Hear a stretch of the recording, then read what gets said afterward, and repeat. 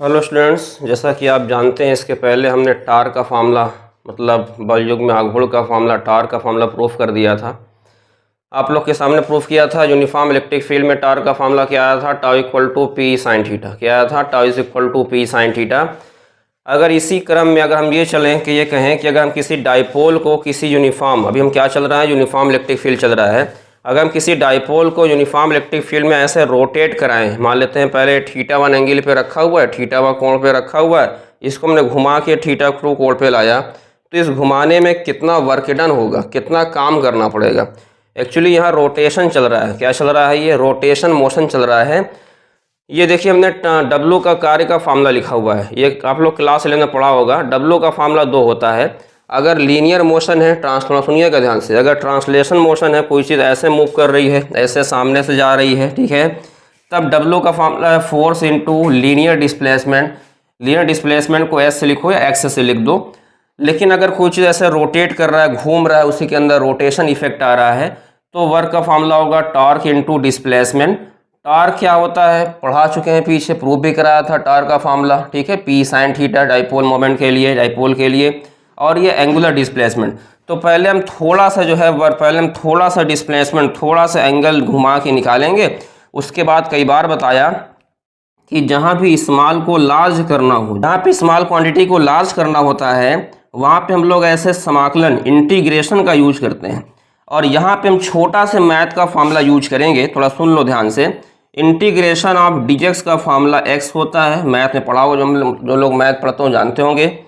Biology वाले इसको formula को याद कर लेंगे, ठीक है। और उसके अलावा इंटीग्रेशन साइन x से dx, ये हम मैथ का फार्मूला बता रहे हैं, क्या होता है? माइनस cos x होता है। क्यों होता है? क्योंकि डिफ्रेंशिएशन के अंदर यहाँ पे दिखेगा, अगर हम cos का डिफ्रेंशिएशन करते हैं, अवकलन करते हैं, तो माइनस साइन आता है। क्या आता है? बोलो, माइनस साइन आता है। इसलिए साइन का इंटीग्रेशन क्या आएगा? माइनस cos आएगा। बस ये 2 फार्मूला अगर आपको आ रहा है तो इंटीग्रेशन चुटकियों में कर सकते हैं, बहुत ही आसानी से कर सकते हैं। तो मैथ के थोड़े से हम फार्मूला का यूज करेंगे। सबसे पहले हम थोड़ा स्मॉल थीटा घुमाने में, स्मॉल जो है एंगुलर डिस्प्लेसमेंट घुमाने वर्क डन निकालेंगे। फिर स्मॉल को लार्ज करने के लिए इंटीग्रेशन का सहारा लेंगे, यूज कर लेंगे। उसके बाद लिमिट बैठा देंगे, भाई कहाँ से घुमा रहे हैं, θ1 से घुमा रहे हैं, कहाँ तक ले जा रहे हैं, 2 तक ले जा रहे हैं। उसके बाद आराम से आ जाएगा, ठीक। एक बार इसको फिर से एक्सप्लेन कर देते हैं क्योंकि थोड़ा वीडियो में कट गया था। इंटीग्रेशन dx, समाकलन dx का फार्मूला x होगा, और इंटीग्रेशन साइन x से dx का फार्मूला माइनस cos x होगा। इसका हम यूज करेंगे। इंटीग्रेशन का ये सिंबल होता है। इंटीग्रेशन का यूज कहाँ करते हैं? जहाँ स्मॉल क्वांटिटी को लार्ज क्वांटिटी में कन्वर्ट करना होता है, ठीक है। कैसे याद रखेंगे? तो बहुत ही सिंपल है, cos का डिफरेंशिएशन साइन होता है। क्या होता है? cos का डिफरेंशिएशन साइन होता है। इसीलिए साइन का इंटीग्रेशन क्या होता है? माइनस cos होता है। इतनी बात क्लियर हो गई। अब आते हैं, स्टार्ट करते हैं अपने डेरिवेशन पे, ठीक है। और ये स्टार्ट करते हैं अपने डेरिवेशन पे, स्टार्ट करते हैं। सबसे पहले निकालना क्या है? वर्क डन निकालना है, ठीक है। तो यहाँ लिखेंगे, सबसे पहले ध्यान समझिएगा, ऐसे लिखेंगे वर्क डन इन रोटेटिंग, ठीक है, डी थीटा। पहले हम थोड़ा सा एंगल घुमा के वर्क डन निकालेंगे। D theta means angular displacement, displacement of dipole, of dipole किसके अंदर? यूनिफॉर्म इलेक्ट्रिक फील्ड के अंदर, ठीक है ना। तो सुनिए ध्यान से, फार्मूला बहुत ही सिंपल है। W का फार्मूला आपके सामने लिखा है, W is equal to torque tau into D theta है, तो डी थीटा। अब चूंकि छोटा सा एंगल घुमाया है तो थोड़ा सा वर्क डन भी होगा, तो DW लगा दिया। टाउ का फार्मूला आप लोग को हम पहले ही पढ़ा चुके हैं, टाउ का फार्मूला याद होना चाहिए। टाउ का फार्मूला क्या पढ़ाया था हमने? टाउ इज इक्वल टू, पीछे प्रूफ कराया था, पी साइन थीटा। क्या प्रूफ कराया था बताइए? टाउ का फार्मूला पी साइन थीटा। इसमें ला के यहाँ पे पुट करके उसके बाद हल कर लेंगे। तो बताइए, लिखेंगे टाउ की जगह पे क्या लिखेंगे? पी साइन थीटा, ऐसा हमने नोट कर दिया। आगे डी थीटा लिखा है, लिख देते हैं। इसके बाद क्या करते हैं? पहले बताया कि हमने स्मॉल भी, छोटा सा हमने वर्क डन निकाला है। हमने क्या निकाला? भी छोटा सा एंगल घुमाने में छोटा सा वर्क डन निकाला है। अब हमको ये घुमाना है θ1 से θ2, तो यहाँ पे इंटीग्रेशन लगा देंगे। तो बताइए क्या लिखेंगे? टेकन इंटीग्रेशन, सुनिएगा ध्यान से, इन बोथ साइड। क्या लिखेंगे? Integration in both side. इधर भी इंटीग्रेशन लगेगा, इंटीग्रेशन DW।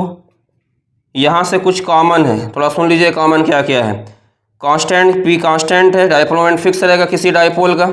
जो डायपोल ये बना है ना वही डायपोल ये है, देखो नाम भी हमने सेम रखा है, ए बी ये है, ए बी ये है, बस इसकी पोजीशन चेंज हो गई, पहले ऐसे रखा था घूम के ऐसा हो गया, ठीक है ना। तो हमने कहा पी कांस्टेंट है, पी को बाहर कर लो, ई कांस्टेंट है, ई को बाहर कर लो, और अंदर क्या बचेगा साइन थीटा डी थीटा। अब आते हैं लिमिट में।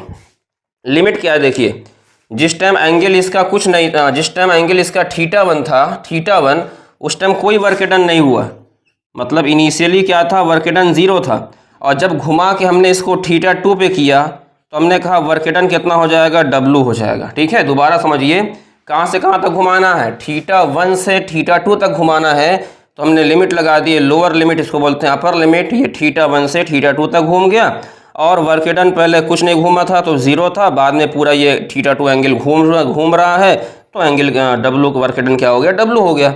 अब इसी को हमें सिंप्लीफाई करना है, अब इसी को हमें सिंप्लीफाई करना है। आप लोग इतना नोट कर लीजिए, ऊपर कुछ इरेज कर दें, उसके बाद फिर उसके आगे हल करें, ठीक है ना, क्योंकि यहाँ पे जगह नहीं है, थोड़ा जगह की शॉर्टेज है, तो ऊपर ही हल करना पड़ेगा। इरेज कर दें, हटा दें ऊपर का, स्क्रीनशॉट नोट कर लीजिए, नोट कर लीजिए।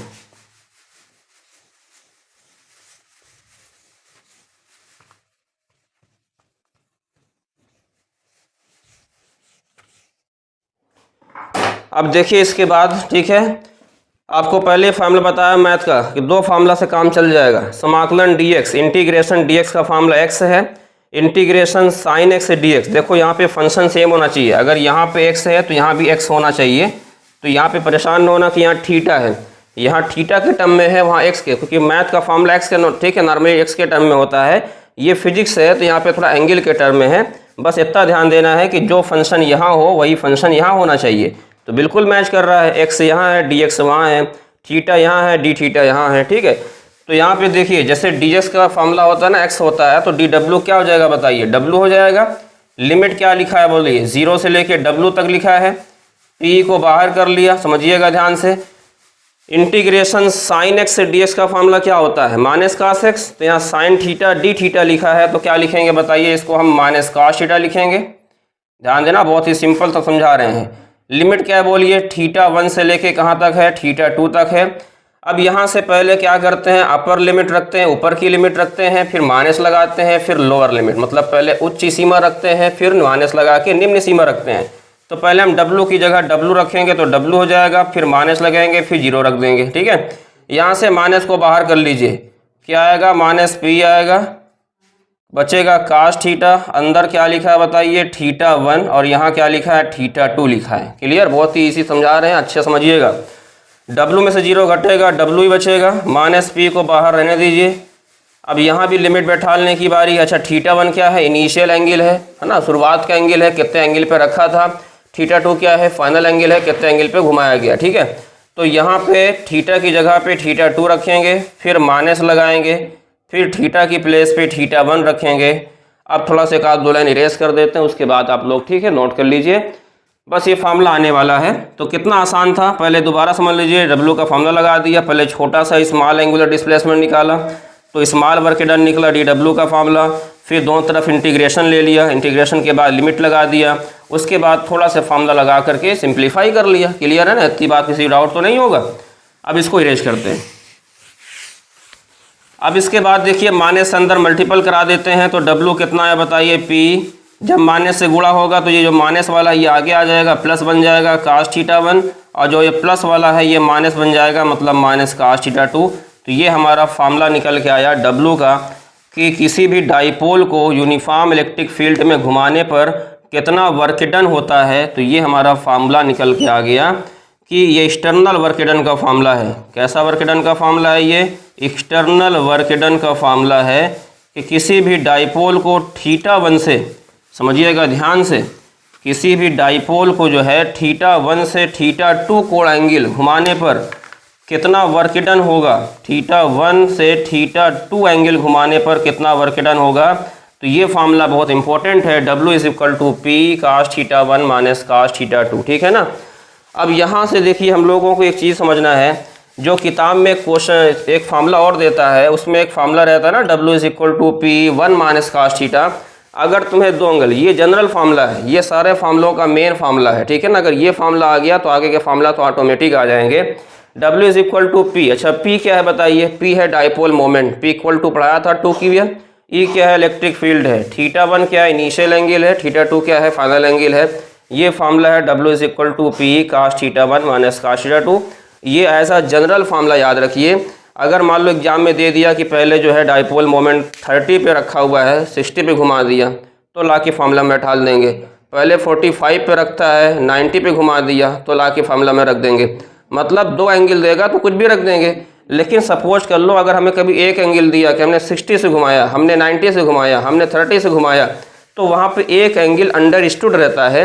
उसकी हम बात कर लेते हैं कि अगर हमें एग्जाम में एक ही एंगल, इसको इरेज कर दें, इसको पहले आप लोग नोट कर लीजिए, स्क्रीनशॉट ले लीजिए।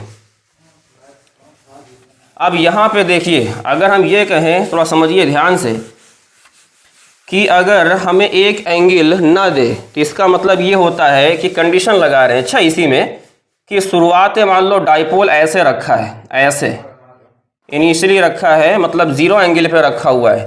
तो अगर θ1 की वैल्यू 0 डिग्री है और इसको हमने किसी भी एंगल से रोटेट कर दिया, डैट इज थीटा सपोज कर लो कुछ भी हो सकता है, 30, 60, 45 कुछ भी।